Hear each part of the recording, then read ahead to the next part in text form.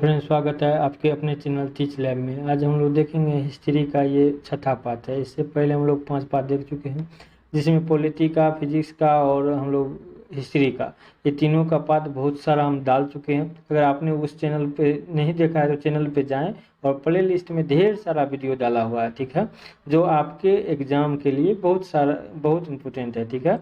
इसमें हम लोग ऑब्जेक्टिव टाइप का जो लूसेंट का ऑब्जेक्टिव है उसको हम लोग कवर कर रहे हैं। हम सभी जानते हैं कि वनडे एग्जाम के लिए लूसेंट का बुक जीएस के लिए और जीके के लिए कितना इम्पोर्टेंट है, ठीक है। तो उसका जितना भी ऑब्जेक्टिव टाइप का क्वेश्चन है हम लोग सभी कुछ को कवर करने का कोशिश कर रहे हैं और साथ में व्याख्या के साथ कर रहे हैं। तो इसमें फ़ायदा हम लोग को ये हो रहा है कि कम समय में अधिक जानकारी करने का मौका मिला है, ठीक है। तो अगर आपने इस चैनल पे नए हैं तो चैनल को सब्सक्राइब जरूर कर लें ताकि आने वाले वीडियो सबसे पहले आप तक पहुँचे। तो चलिए बिना देरी किए वीडियो को शुरू करते हैं, ठीक है दोस्त। चलिए, इस सीरीज का पहला क्वेश्चन ये है कि अशोक के अधिकांश अभिलेख किस भाषा और लिपि में है। तो अधिकांश जो है भाषा जो है प्राकृत और लिपि ब्राह्मी में मिली है। अशोक का जितना भी अधिकांश अभिलेख जो है 3 भाषाओं में लिखा गया है। एक है प्राकृत, इसको भी ध्यान में रखना है, ठीक है, प्राकृत। दूसरा यूनानी और तीसरा अरामाइक, ठीक है। तो ये 3 भाषाओं में लिखा गया।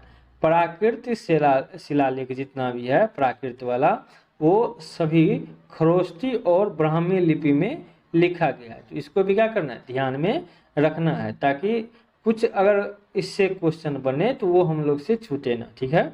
तो इसका ऑप्शन नंबर कौन सा हो जाएगा, ए नंबर सही हो जाएगा, ठीक है दोस्त। चलिए आगे का क्वेश्चन देखते हैं। आगे का क्वेश्चन कहता है कहाँ से अशोक की द्विभाषी मतलब 2 भाषा वाला एक ग्रीक और एक अरामाइक अभिलेख प्राप्त हुआ। मतलब बोल रहा है कि अशोक का जो है द्विभाषी के जिसमें ग्रीक और अरामाइक वो कहाँ से प्राप्त हुआ है। तो वो कहाँ से हुआ है, सर एक पुना, ठीक है, जिसको हम लोग कंधार के नाम से भी जाना जाता है। तो कंधार में प्राप्त सम्राट अशोक का द्विभाषी अभिलेख जिसमें ग्रीक और आर्मी, ठीक है, अरमाइक जिसको कहते हैं, में संदेश का उत्कीर्ण किया हुआ मिला है। तो इसको भी क्या करना है, ध्यान में रखना है। सर एक पुना यानी कि कंधार, वहाँ पे क्या हुआ है, द्विभाषी हमारा शिलालेख मिला है, अभिलेख, ठीक है। चलिए आगे देखते हैं। आगे का क्वेश्चन कहता है अशोक के मानसेरा कहाँ है, पाकिस्तान में, एवं शहबाज गदी वो भी कहाँ है, पाकिस्तान में, से प्राप्त शिलालेख किस लिपि का प्रयोग किया गया है। तो उसमें खरोष्टी का प्रयोग किया गया है। मानसेहरा की तरह शहबाज गदी के प्रतिलिपि जो है खरोष्टी लिपि में ही क्या है, खुदी।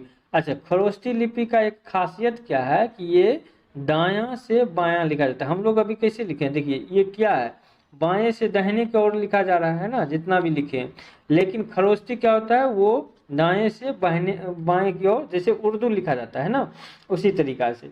यह पहाड़ी पेशेवर में 40 मील उत्तर पूर्व में स्थित है। तो इसको भी क्या करना है, ध्यान में रखना है। तो इसका ऑप्शन नंबर कौन सा सही हो जाएगा, ए नंबर सही हो जाएगा, ठीक है दोस्त। चलिए आगे का क्वेश्चन देखते हैं। आगे का क्वेश्चन कहता है प्राचीन भारत में कौन सी एक लिपि दाएं से बाएं, अभी जस्ट बोले हैं कि खरोष्टी लिपि जो है दाएं से क्या होता है, बाएं की ओर लिखी जाती है। तो इसका ऑप्शन नंबर कौन सा हो जाएगा, हमारा डी नंबर सही हो जाएगा, ठीक है दोस्त। चलिए आगे का क्वेश्चन देखते हैं। बोलता है हेलियोडोरस का बेसनगर अभिलेख संदर्भित है। तो हेलियोडोरस किससे, वासुदेव से, कौन से, वासुदेव से, केवल वासुदेव से, है ना। शुंग वंश का जो नवा शासक था भागवद्र, क्या था, भागवद्र, ये नवा शासक, उसके शासन काल में 14वें वर्ष में तक्षशिला के यवन नरेश, ठीक है, का राजदूत हेलियोडोरस था। इसके विदिशा के दरबार में यह उपस्थित हुआ। इन्होंने भागवत धर्म, कौन सा, भागवत धर्म को अपना लिया और गरुड़ स्तंभ की स्थापना कर विष्णु भगवान की क्या की, पूजा की थी। तो हेलियोडोरस किससे संबंधित है? वासुदेव से। किससे? वासुदेव से। ऑप्शन नंबर कौन सा हो जाएगा? डी नंबर सही हो जाएगा। ठीक है दोस्त, चलिए आगे देखते हैं। बोलता है निम्नलिखित में से कौन सा अभिलेख कलिंग नरेश खारवेल से संबंधित है? कलिंग नरेश खारवेल जो है ना, हाथी गुफा के अभिलेख से संबंधित है। खारवेल कलिंग के तीसरे राजवंश के चेदी वंश का शासक था। कलिंग जो है ये कौन सा वंश का था? चेदी वंश का। ठीक है, इसको भी ध्यान में रखना है। और तीसरे राजवंश का था। खारवेल एरा जो मेघवान वाहन का जो कलिंगपति भी कहा जाता है। ठीक है, इसके अनुसार लोग जो है ना उड़ीसा तथा कलिंग के उन्हें चेदी वंशज थे जो खारवेल वंश से थे। ठीक है, तो इसे भी ध्यान में रखना है। तो कलिंग नरेश खारवेल किससे संबंधित है? हाथी गुफा अभिलेख से। इसका ऑप्शन नंबर कौन सा सही हो जाएगा? ए नंबर सही हो जाएगा। ठीक है दोस्त, चलिए आगे का क्वेश्चन देखते हैं। आगे का क्वेश्चन कहता है सर्वप्रथम भारत में विशुद्ध संस्कृत भाषा का लंबा अभिलेख किस राजा द्वारा जारी किया गया? यानी कि लिखा तो लेकिन विशुद्ध संस्कृत भाषा में। ठीक है, तो वो कौन सा राजा ने किया था? तो शक क्षत्रप रुद्रदमन ने। ठीक है, इसका ऑप्शन नंबर कौन सा हो जाएगा? बी नंबर में। रुद्रदमन एक महान विजेता होने के साथ साथ एक उच्च कोटि का विद्वान भी था। ठीक ना, उसमें सबसे पहले विशुद्ध संस्कृत भाषा का लंबा अभिलेख, जिसे जूनागढ़ अभिलेख भी कहा जाता है, जूनागढ़ अभिलेख। ठीक है, इसको भी ध्यान में रखना है। जूनागढ़ अभिलेख जारी किया। उसके समय में उज्जैनी शिक्षा का क्या था? प्रमुख केंद्र रहता था। ठीक है, चलिए आगे इसका ऑप्शन नंबर कौन सा सही हो जाएगा? हमारा बी नंबर सही हो जाएगा। ठीक है दोस्त, चलिए आगे का क्वेश्चन देखते हैं। आगे का कहता है काव्य शैली का प्राचीनतम नमूना किसके अभिलेख से मिलता है? काव्य शैली का जो प्राचीनतम है वो किससे मिलता है? रुद्रदामन से।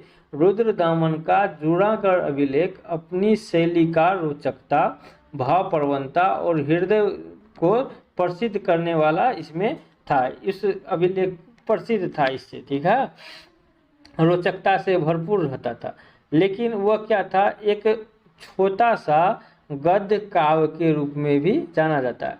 विशुद्ध संस्कृत में लिखा हुआ था। इसको भी क्या करना है? ध्यान में रखना है। यह इसका अभिलेख प्राचीनतम अभिलेख में माना जाता है।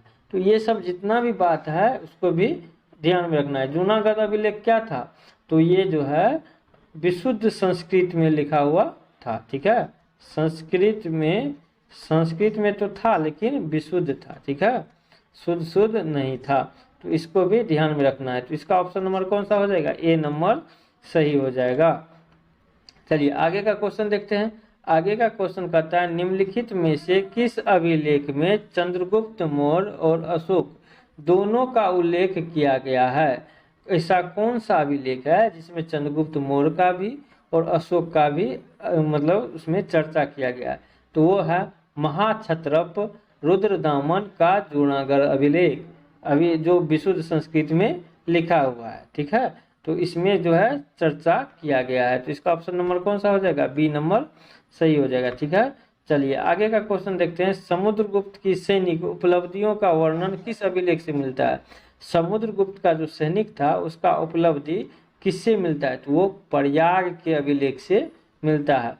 समुद्रगुप्त जो है गुप्त वंश के राजवंश के चौथे शासक था। कौन था? चौथा शासक था। ठीक ना, इसको भी क्या करना है? ध्यान में रखना है। और उनका जो वर्णन प्रयाग में अशोक मौर्य के स्तंभ का विशद रूप में इसमें खोद के लिखा गया है। ठीक है, चलिए तो इसका ऑप्शन नंबर कौन सा सही हो जाएगा? डी नंबर सही हो जाएगा। ठीक है दोस्त, तो ये वीडियो आपको कैसा लगा कमेंट सेक्शन में बताएं। अगर पसंद आए तो लाइक करें और अगर चैनल पे आप नए हैं तो सब्सक्राइब करें। ठीक है, और कमेंट में बताएं कि आपको ये वीडियो कैसा लगा और किस टॉपिक पे चाहते हैं। ठीक है, ताकि हमारा भी मनोबल बढ़े। और हमारी मेहनत कैसी लगी कमेंट में बताएं। और मिलते हैं अगले वीडियो में, तब तक के लिए धन्यवाद।